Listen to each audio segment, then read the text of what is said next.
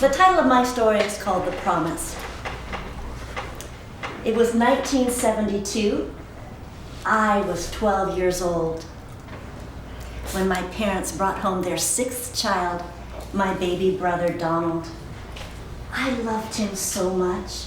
I sat at the side of his bassinet just watching him. And it was there that I made him a promise. I promised to protect him. You say, protect him? From what? From the biggest secret no one knew. You see, if you were a child in our home, you were beaten and abused every day. Our parents did not have the resources to know how to manage their stress, so they took their frustrations out on us. I never knew what would spark a beating. I remember one time just asking for help in tying my shoe, and the next thing I knew, I was being beaten for hours. Bruised and broken in both body and spirit, I made a decision. Don't ask them for help. And I lived in silence. Well, I promised my baby brother I wasn't going to let that happen to him. When he was 6 months old, our father left our family, forcing us to move into low-income housing and sending my mother to work for the first time in her life. Her job shift was from 3 in the afternoon until midnight. I never saw her. So at the age of 12, I began to parent myself and raise my baby brother. You know what? I didn't mind. I loved him so much. We had our nightly routine. I'd give him a bath and read him a story, and then he'd climb up in my lap, and I'd sing him. We actually had a theme song. It was from the Hollies called He Ain't Heavy, He's My Brother. You'd have to be old enough to know, but that was very popular back then. We were a team, and I just took him under my wing to protect him. Then when he was 4 years old, we learned that our mother was dying of lung cancer.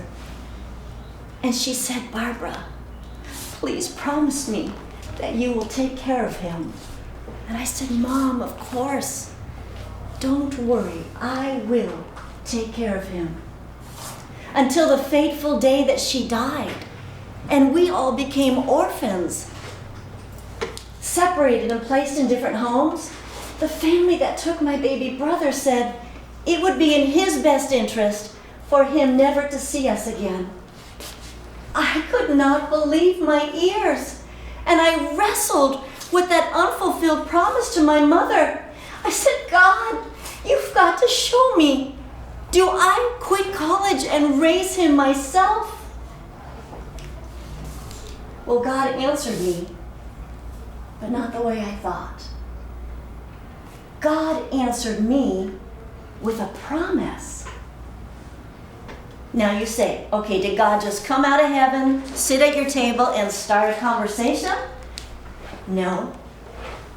But his voice could not have been any clearer. He spoke to me right out of the Bible. And he reminded me of a story in the book of Genesis. It was about a teenage boy named Joseph and his baby brother, Benjamin. Now there was a season in their life where they were separated. But when that season ended, they were reunited. And the love between them never suffered. God was asking me to let go of my brother for a season. And he left me with this promise. As Joseph saw Benjamin, so you too will see your brother again. So that's what I did. I finished college. I started my career. I got married, and I had my first child. But in the forefront of my mind, my brother was always in my thoughts. And in my heart, I held on to the hope that God would stay true to his promise. Stay true he did. It was spectacular, the way God reunited us. It was Christmas time. My sister's gift idea to me was to have my brother under the tree with a big red bow on his neck. She sent 2 of her friends to the high school nearest where he lived. to see if anybody knew him. Nobody did, except for one man. Now this man was dressed in a uniform, standing next to a school bus.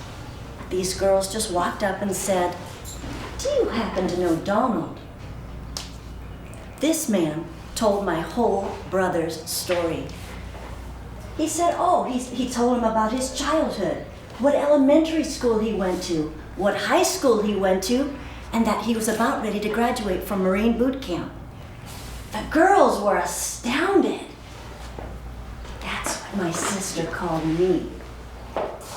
You know what I did? I put on my PI hat and said, "Let's go and check out this story." So I went to the elementary school and I looked through the yearbook, and there he was. And you know what? He looked just like me. Fueled, I went to the high school. And I seemed to hit a dead end. Nobody knew him. Then I found out some information. And if I told you how I got it, I'd have to kill all of you. In the summer before he started high school, his parents had changed his first name from Donald to Matthew. I went back to the high school, and there he was. I took it one step further.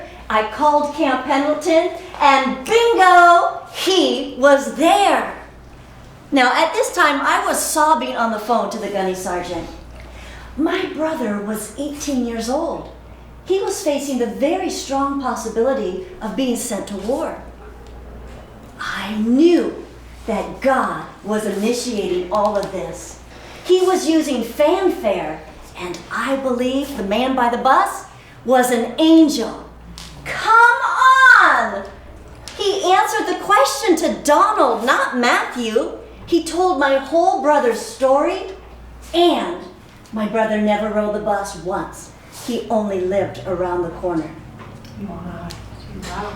So I hopped on the first flight to Camp Pendleton.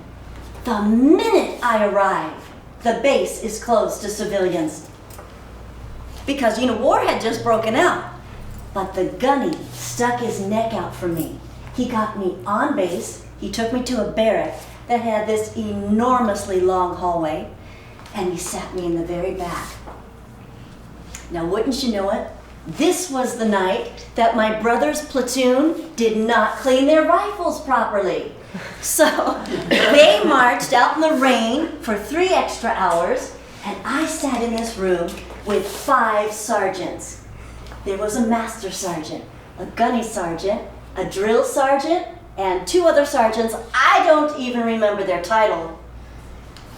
I have watched enough military shows to know, do not talk to these people. Anything I say can and will be used against my brother. So I sat there quietly, but they kept talking to me. 2 of them actually thought that I was an ex-girlfriend seeking revenge. But as they thumbed through my photo album, they began to believe my story.